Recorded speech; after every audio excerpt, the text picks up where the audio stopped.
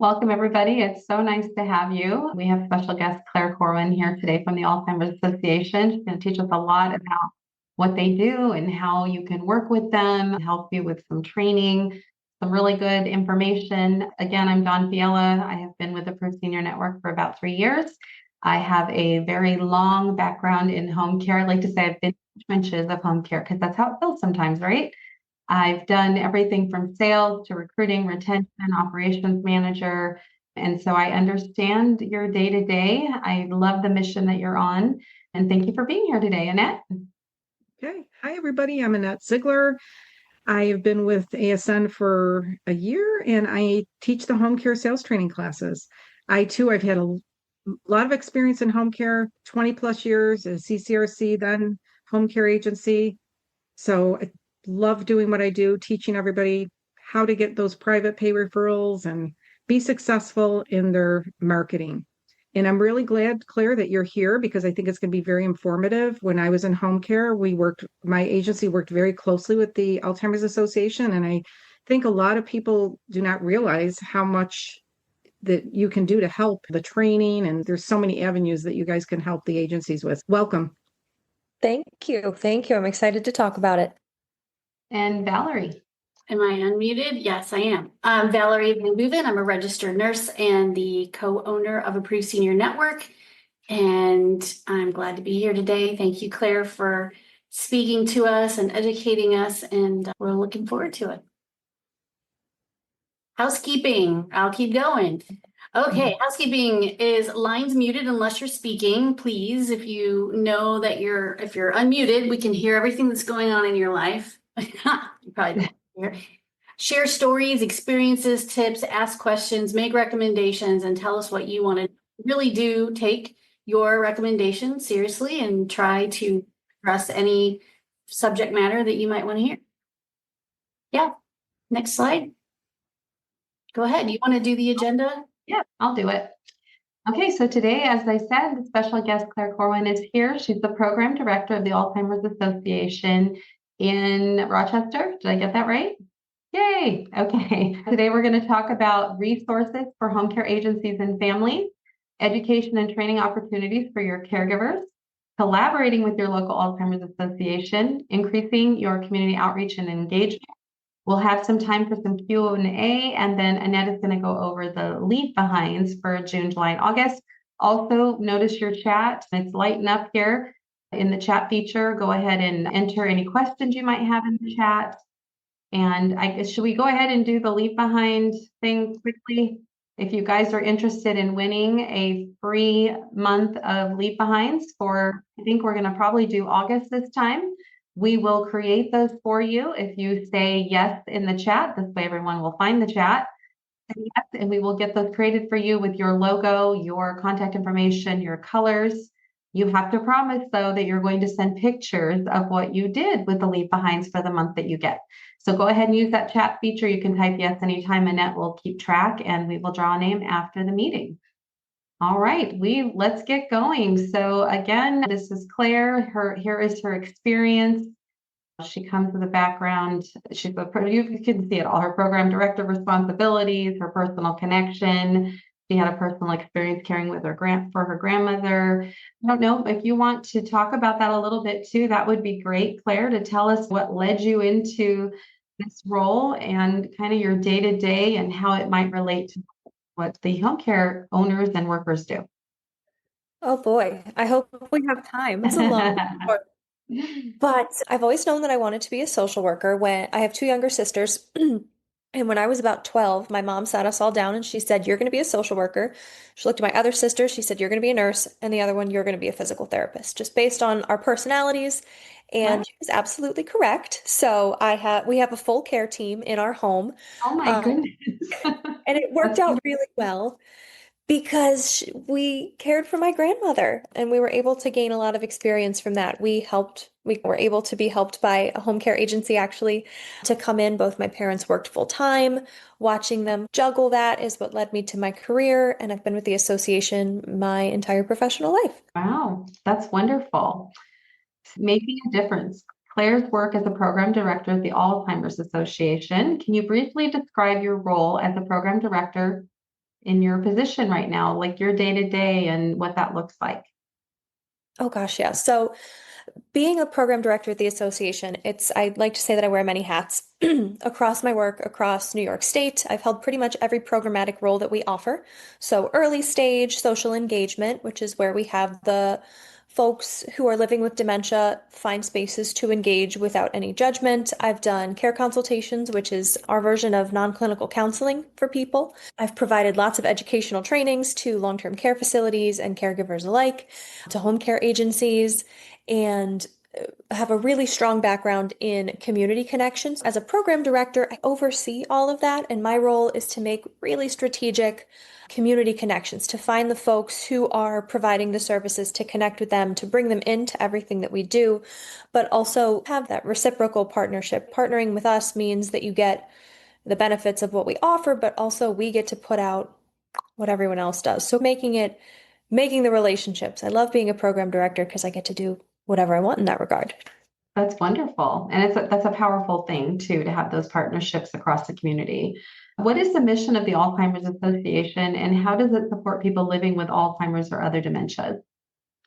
Oh gosh, it's a long one, but our mission is really to, in theory, end Alzheimer's disease and all other dementias. Our goal is to put ourselves out of work. We are the largest funder of research in the world, largest private funder. So we make sure that we're accelerating research, that we're accelerating global awareness, that we're accelerating early detection and risk reduction for folks. That's a big part of our mission. And really, a lot of what we do is maximizing the quality care and support that people receive who are living with dementia and who are care partners and who are community members and people who just want to do the right thing. Great.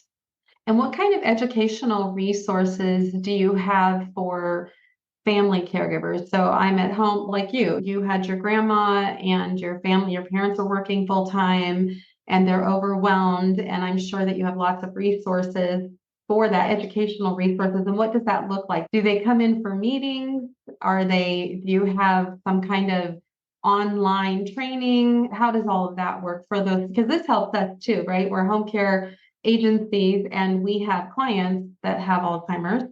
And so it would help us to know those things so we can send them out. And do you ever get to a place where you're doing this and providing support and they're feeling stretched and maybe you do send them some home care companies or resources?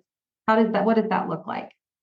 Yes to all of the above. So we will come in for meetings. We will do a virtual training for folks. We will sit down with caregivers and families. We'll go to a library and just offer a community class. We try to be as out there as possible through every avenue, but the educational resources for family caregivers are really what I like best about our work because it's from start to finish. It is understanding Alzheimer's and dementia. That's usually where I start people. And we dive into the specifics of what causes Alzheimer's, what types of dementia are out there?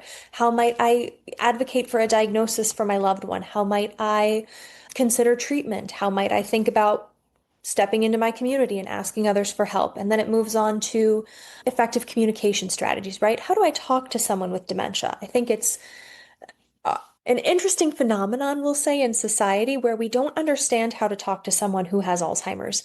We think collectively that it's like talking to a child. And if you're 80 years old and I start talking to you like this, it's so good to see you. You're going to hit me. You're not going to like me. I need to come at you with respect and dignity and remind myself that you are a person deserving of all of those things and who has lived more life than I have. So that class really dives into not only the ways that we communicate and how we need to bring dignity and respect to the table, but then strategies for each stage of the disease. So in the early stages, how do I set my person up for success? In the late stages, how do I connect with them when they're no longer able to express verbally what they want? We do a lot with behaviors, decoding and figuring out maybe why someone is presenting a certain behavior. How do I nip that suspicion in the bud? How do I make sure that someone, if they're getting physically agitated, how do I make sure that doesn't rise to aggression? So tons of different programming for support for folks. And if anyone ever wants to join, they are more than welcome. They're always free. That's wonderful that they can be provided for free because I know the family members are really at their wits' end and don't know where to turn. And if it were a cost basis kind of thing, that could really alleviate. Some wouldn't be able to come. So that's awesome. Are there support groups for caregivers, and how do they join? There are absolutely support groups for caregivers. There's all different types. They are in person and virtually hosted. So, one of the things that I always tell people is try it once. If you don't like the idea of a caregiver support group, you never have to go again. But it's not just sitting in a circle and saying, "Hi, my name is Claire and I'm a caregiver." It's so much more than that. So, I tell people go once, call in once, Zoom in once, try it, listen. If you don't like it, I will not come find you. It's okay. It's not for everybody, but we'd be surprised how many people it really is for. So people can call their local chapter. They can call our helpline number, which will be in a couple slides, and I can put that in the chat as well. And they can also visit our website. We have a really interesting geo-based, like location services based website. It's at alz.org/CRF, and you can find services via zip code. Okay, that's great. And what types of emotional or mental health support are available to families coping with a dementia diagnosis? So one of my favorite things that we offer, it's called a care consultation, and it's provided either by our 1-800 number, which is staffed by master's level clinicians like myself, or they have the option to, in some chapter areas, to meet with an association staff person in person to get what we call this care consultation. So we want to make sure that we're helping people answer the questions, we're being that emotional shoulder for them, we're guiding them through some of the more complex emotions that come along with this. So that's a really big one. And I would say, in that same vein, support groups serve that purpose as well, right? It's not always just meeting with someone from the association, it's meeting with someone who's in the thick of it right now. My grandma passed before COVID had ever happened, and I know she'll be okay with me saying that. I'm so grateful that she passed before it, because this world is completely different. While it's helpful to get my perspective on caregiving, it's even more helpful to get someone else's perspective who's living in this admittedly very different world, right? So those two things really play off of one another. Yep, I imagine the support groups are very helpful to see and be sitting in the same room or even virtually with someone who's going through the same thing, who really understands what that feels like and emotionally what they're going through. I Exactly. think that's probably very valuable. So partnerships with home care agencies, how can a home care agency collaborate with the Alzheimer's Association? There are so many ways. The first thing that we always want to tell people is let us just come in and tell you about what we offer. You can't partner with us, and I can't partner with you if I don't know the ins and outs of what you do. So, at the very least, I always encourage any home care agency, really anyone who's interested in getting involved with us, to give us a call, have us come in, do a quick lunch and learn or a whole hour presentation and let people ask questions. It's up to you and how much time you have, of course, but see what works. A lot of what we do is community based, right? I want people to be out. I want people to see the different organizations and partners that we have and how they can be best served. So I would encourage folks to call their local chapter, see how they can get involved, whether it's a wellness fair or coming to one of our events and being able to be present in the community. That's a really huge way, I think, for our constituents to say, oh, okay, I know Claire, I've done care consultations with her, and if she trusts them, I trust them, right? Yeah. And Annette, would you want to speak to how you collaborated with the Alzheimer's Association there in Rochester? Sure. So one thing that I did, I worked for 13 years in a CCRC, and I dealt with a lot of the families coming in, moving their families into memory care. So I ended up becoming a support facilitator for the Alzheimer's Association. I did that for 8 years. That's a volunteer position, but I loved it. And I did it when I moved into working at home care. I also did that. It was a volunteer position, and I did it once a month. And I was a support facilitator. My meeting was at a memory care in the community, and it was families, some of the family members that lived, their mom or dad lived in the memory care, but there were also people that came from the area to these meetings, and they were small, but just like Claire said, so before COVID, that's when I was really doing it every month. And then COVID hit, and then everything went virtual. All the in-person meetings ended. So then after COVID, it slowly got back to normal, I guess, if we can call it normal. But I started doing the in-person support groups again, and it's just so valuable It's Mhm. really a place where people just talk to each other and give ideas that work for them. It's family members, spouses, anybody can be there. And there was always somebody from the Alzheimer's Association that was with me. But I have to say, if anybody's looking for a volunteer position, I loved that. I just really loved doing that. As an agency, we would use the Alzheimer's Association to do we had in-service trainings for our caregivers. So we would have different topics of either dementia, behaviors. And Claire in a little bit is going to go over all the different topics that she can do speaking engagements for, but we used to use them for our in-services and training for our caregivers. We also participated in the Alzheimer's Walk every year. So yeah, and their office was right down the street from the home care agency, and I would pop in there and get brochures. They have tons of brochures that we would give to our different family members. You have a brochure, I think, Claire, on everything. Like Yeah, probably what, it feels 30 like it. different brochures. Yeah. And they're free. So I highly recommend collaborating with them. That's great. And Claire, are there training programs or certification opportunities that help home care aides work more effectively with dementia clients? So Annette is saying she did an in-service where you guys came in and did either behavior or your other topics. Does that certify those caregivers in that topic, or do you have some certifications that they could send their caregivers through, making them maybe dementia certified or some kind of certificate? Because from the home care angle, that helps us with people with dementia. It helps us with those families if we have caregivers that have some sort of certification, or is it more kind of an in-service come in and everybody learns how to handle behavior? What does that look like? That's a really good question. So it's actually both. The one that would be certifying someone, it's called Essentials, and it's actually an online based program. So obviously, we have people on different shifts and on different schedules and different things going on in life. So it's a lot easier to use for folks, but that would certify an employee essentially in dementia care best practices, if you will. And is there a cost for that? There is. So to the agency, there is a cost per person. Off the top of my head, I don't remember what it is. It's, I think, a very good value for the information that we're getting, especially if someone is really new to the whole side of dementia caregiving. Maybe they have a wonderful heart and they're a great person. We just got to get them that knowledge, that background, and really hone that skill. I've gone through it. I've given the training. I think it's very helpful, especially when you have someone who's really willing to learn and who this type of work resonates with.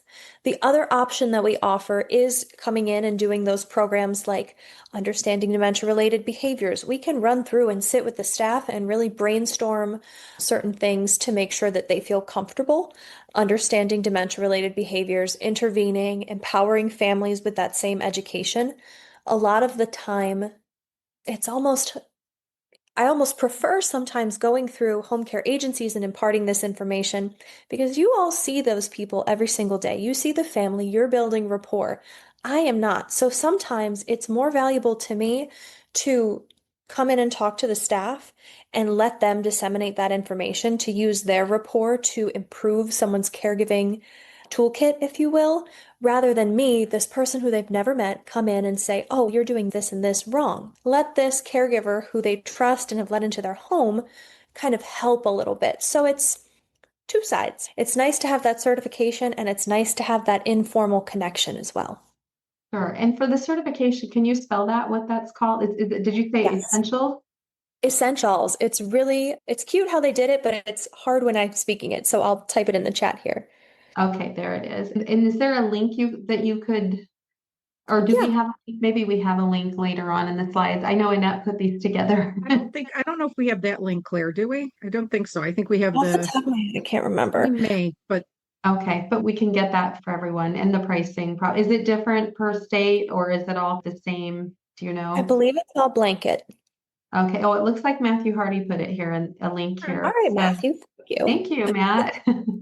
Okay, so that's great. So we can do both levels. We can have them come in. And from what I understood with my caregivers, most of them really loved getting trained. They felt good about being trained.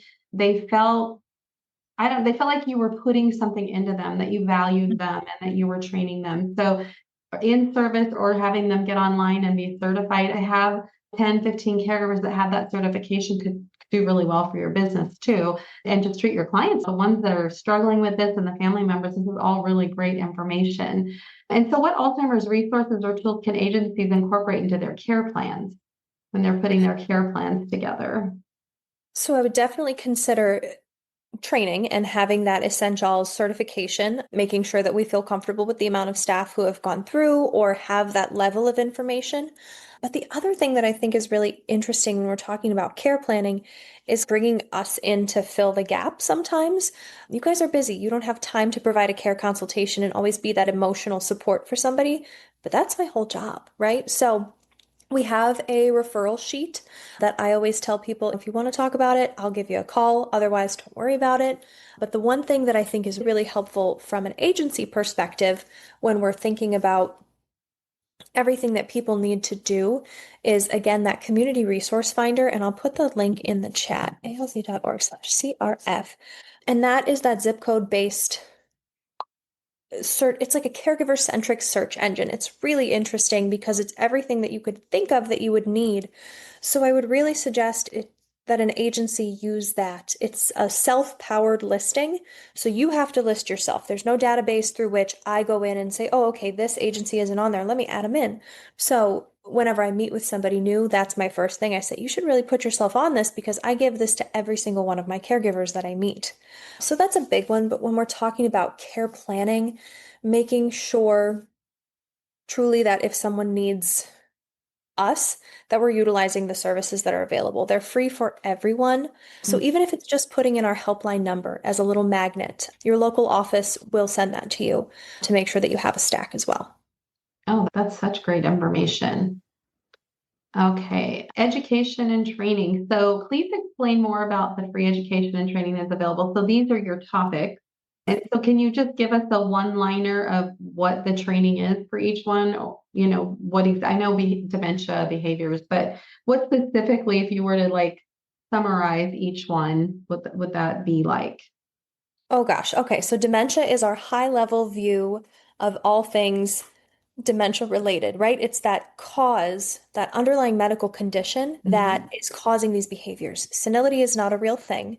So when we say, oh, Aunt Sally's just a little bit senile, that's not right. And we're excusing what is an underlying medical condition. So that is a very high level view of all the different types of dementia and what treatments may or may not be available. Behaviors is what we talked about. It's looking deeply into why that person may be exhibiting this behavior and what I can do as a caregiver or a care partner, or community member, whomever it is, what I can do to make that person feel more comfortable so that behavior is mitigated. End of life is a really tough one to get folks to, but every single time it is really helpful and they walk away feeling so much more prepared. So we walk through all of the different services that are available to folks. What is palliative care? What is hospice? When should I consider this? How do I know that the time is right? Who do I ask? So one of the things that we do is make sure that people have that basic information and that they're comfortable much earlier on saying the word hospice, using the term palliative care. It's something that we very much shy away from. And I want people to think about this, right? I want them to be prepared. The later stages happen very quickly. So I want people to know what to do. I don't want you to wait. Use your time to be a family member, not a nurse. And it's great if you are a nurse, but I want you to have this time. That's end of life. Communication is those effective communication strategies, right? It's tone of voice, it's watching your body language, your eye contact, making sure that you're addressing someone respectfully. In the middle stages, making sure that you're not filling things in for somebody, that you're treating them with respect, continuing to engage them in the conversation.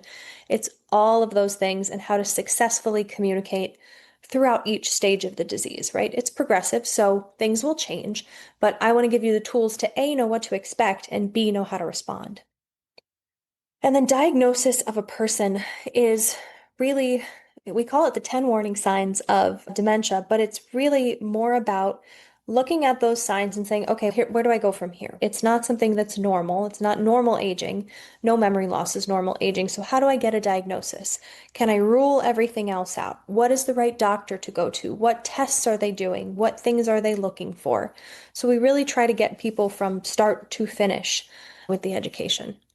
That's wonderful. And these are the ones where you would come in and do the in-service. These are the topics. Mhm. Okay, perfect. Those are all really, and there's quite a bit of them. You could do 2 a year with your caregivers, and it'd take a while to get through them all and then just rotate. That's a really good list of topics. I love that. Community outreach programs. Can you talk about your 24/7 helpline and how home care providers can share this with families?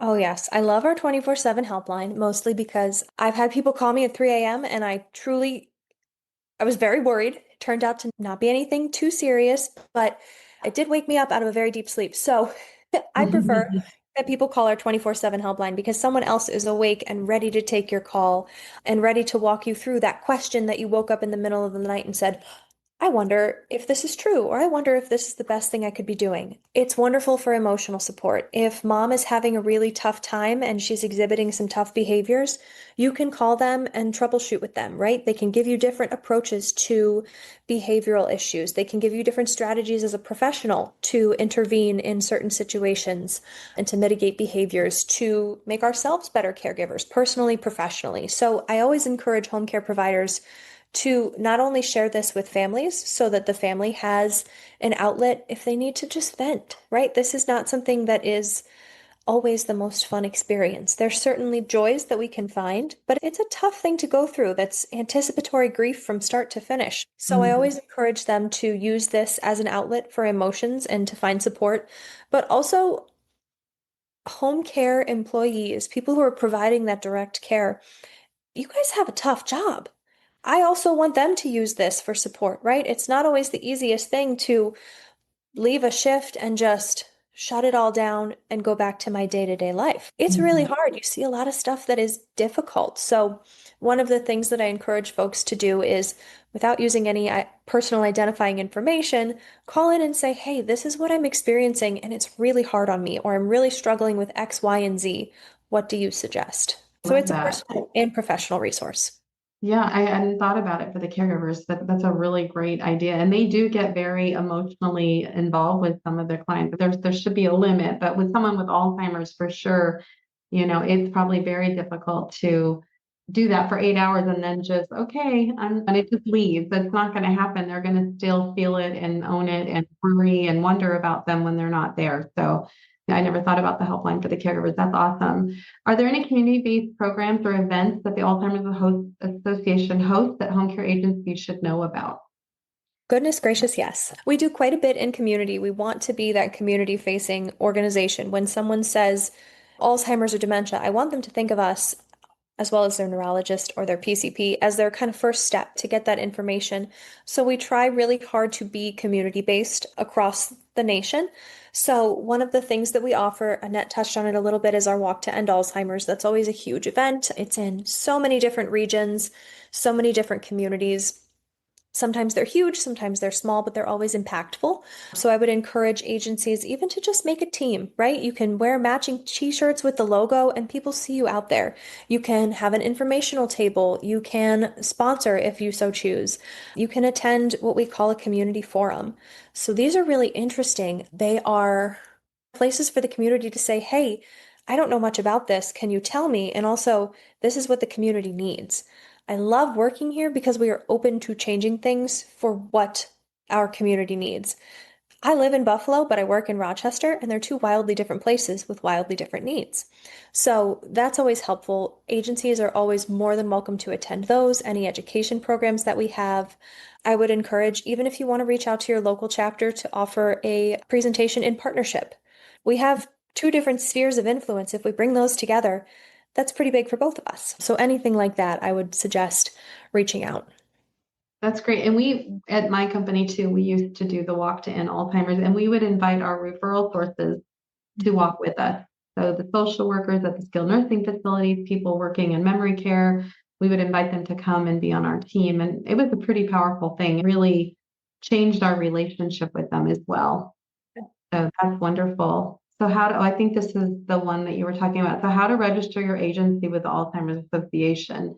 So you're saying if we register our agency, when someone's looking for home care in that area, we'll show up? That's Yeah. the purpose. Okay. That's a pretty good thing to do then. I think everybody get that link. It'll be in the slides too. And it's free. It's free to list yourself. So why not, right? I want my resources to be as robust as possible. Absolutely. That's really good. And local internal listings of chapter offices.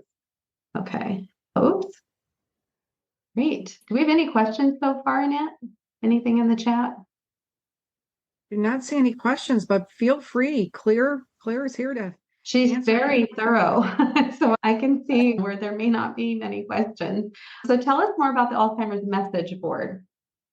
Oh, I love this. I read it all the time. I think it's a really wonderful resource to not only educate ourselves, either as caregivers or people living with dementia, but also as community members and providers. I always like to know what people are talking about, right? What's the common themes that people are seeing? Is there any outlier? Is there anything really different? So these are really cool. There's two sides to it. There's the discussion for people living with dementia, and then there's also discussions for caregivers. So as a caregiver, maybe I do work a full-time job and I have children and I'm caring for mom. I don't have time to go to a support group, but I do have time to read these message boards and to see what knowledge other people have shared, to ask a question and say, hey, is this behavior normal? Or should I be concerned? So it's a really wonderful place for people to come together and share that knowledge from across the world, right? It doesn't have to be just Buffalo, New York. It could be all over the place. And it's really lovely too to see the support that people living with dementia give one another, the questions that they ask, the openness that they have. People are able to find that emotional outlet. So one of the things as a provider that I do is I just poke my head in, see if there's anything different every once in a while that people are talking about for my own education, and I share that with folks as needed. That's wonderful. That's really a great service. I love that. It really is. And this could be the home care agency caregiver also go to view discussions for caregivers. I would think so, yeah, absolutely. Yeah, that could be helpful for them as well. Again, no PII, but go that's ahead. good. Oh, just as long as there's no PII, we're all Right. good. Yes, exactly. How to connect with Alzheimer's in your area. So these are the ways to do that. So you have your chapter office locator page. I'll go ahead and let you explain them, Claire, rather than Okay. me trying to. They're pretty straightforward. I have full confidence in you, but the chapter office locator page is exactly that. You type in your zip code, so for Buffalo 14221, and it'll show you the area of service and the chapter that covers that area. So that would be Western New York, and it would cover the 8 traditional counties of Western New York. If I wanted to plug in California, I could plug in California and be connected to that chapter. So it really is lovely to be able to find resources nationwide. And if you're not quite sure what chapter serves what area, just plug in your zip code. It takes the work out of it. All's Talks is really interesting. These are kind of bite-sized discussions that we host just with different information, different topics to see what might interest folks. It's not a heavy level of commitment of time at all. I would say maybe 15 to 30 minutes, but it's a really beautiful way for people to educate themselves with the time that they have. We all have the same 24 hours in a day, but it's nice to be able to fill my drive with something that educates me, right? So if that's your cup of tea, go for it. And then this 24/7 helpline number that I've been just shoving down your throats is really wonderful, but this is the number. So 1-800-272-3900. It's 24 hours a day, 7 days a week, 365 days a year. If it's 3 a.m. on Christmas morning and you are feeling some type of way about something, as a caregiver or as a person living with dementia, someone who's concerned about someone, you can call them and they will pick up. That's wonderful. We do have a couple comments. This is so informational. I will definitely be reaching out to the Rochester, New York chapter. Jessica says, Claire, thank you. I was just researching how to educate, certify my caregiver on dementia. I appreciate the information that you have provided today. Wonderful. And here's the walk to an Alzheimer's, how to have your home care agency participate. So this is the link, find your walk. It's here. I love the colors and the shirts and all of it. It's really a good time. We had so much fun at these walks. Good. It's always a powerful day, so I'm glad you've experienced it. Yes. Okay. Anybody have any questions for Claire before we move into the next? And it looks like Annette has something to say. Well, I was just going to say, no questions. We're here. She's here. Ask us. Oops, I think we have one now. This is wonderful. We had our local chapter come in for a Q&A with our staff. We have a team I'm sorry, this is cutting out. A team and this year I joined, we have a team as well. And this year I joined the committee. Thanks again for the info. That's fabulous. Thanks.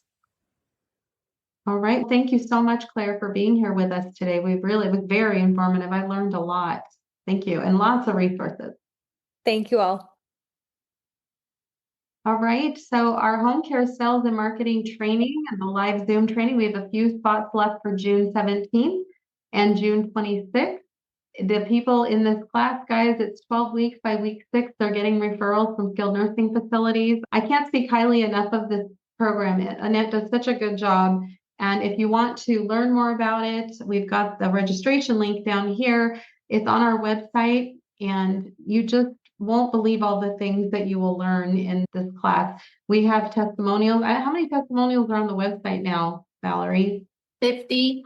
50. Wow. All happy people that this has changed their marketing trajectory, and they're just doing so much better. They didn't know what they didn't know. So if you have any interest in this, this is the registration link. We can talk to you after. Thank you, everyone. Thanks for coming. We'll see you in a couple weeks. Bye-bye. Bye, everybody. Take care.